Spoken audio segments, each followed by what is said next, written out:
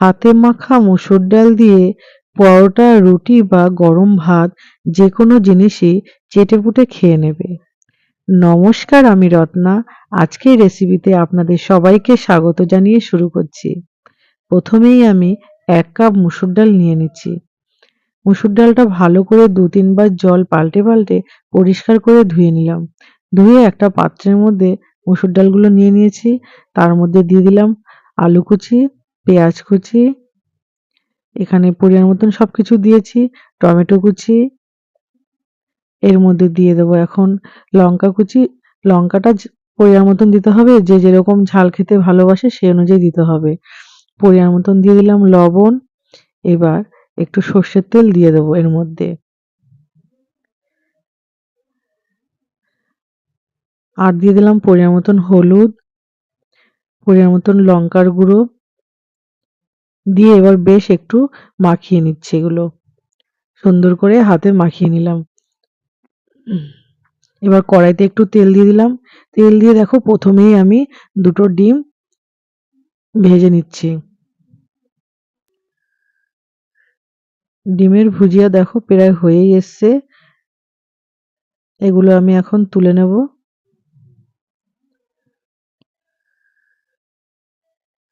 এবার কড়াইতে আমি একটু তেল দিয়ে দিলাম। এর মধ্যে দিয়ে দেব শুকনো লঙ্কা, কালো জিরে ফোড়ন, আর দিয়ে দিলাম মসুর ডাল মাখানো সবকিছু, সেগুলো দিয়ে দিলাম। এবার কিছুক্ষণ বেশ নাড়াচাড়া করে মাখিয়ে নিতে হবে।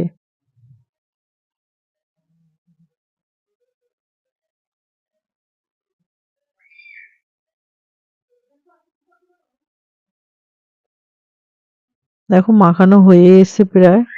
এবার পরিমাণ মতন জল দিয়ে দিলাম। জলটা ঠিক পরিমাণ মতন দিতে হবে। এটা বেশি ঝোল থাকবে না, এটা শুকনো শুকনো হবে, সেই অনুযায়ী জলটা দিতে হবে।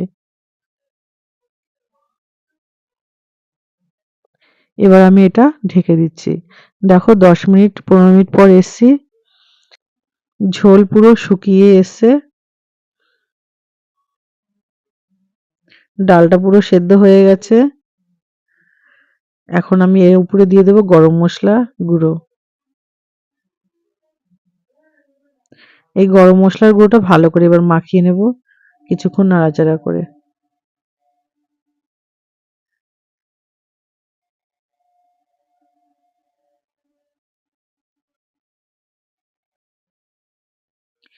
এর উপরে এখন ছড়িয়ে দেব ডিমের ভুজিয়াগুলো। বেশ ভালো করে মাখিয়ে নিচ্ছি। তার উপরে দিয়ে দেবো এখন ধনেপাতা কুচি। ওহ, পুরো পারফেক্ট! তোমরা বাড়িতে একবার তৈরি করে খেয়ে দেখবে কিরকম লাগবে, আমাকে কিন্তু জানাতে একদম ভুলো না। আর তোমাদের কমেন্টের আশায় কিন্তু আমি সবসময় বসে থাকি।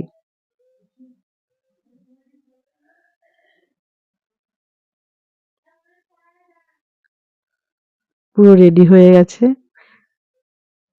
রুটি বা পরোটা বা গরম ভাত যে কোনো জিনিসই চেটেপুটে খেয়ে নেবে। আর সাথে আমি কটা রুটিও ভেজে নেব।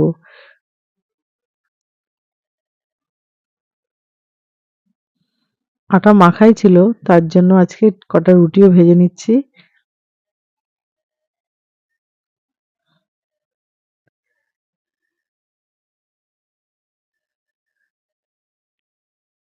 খাবার জন্য পুরো রেডি হয়েই গেছি। দেখো প্লেট সাজিয়ে নিয়েছি।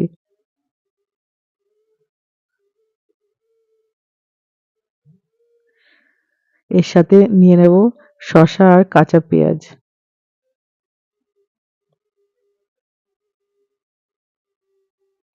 অসংখ্য ধন্যবাদ বন্ধুদের আমার এই ভিডিওটা দেখার জন্য।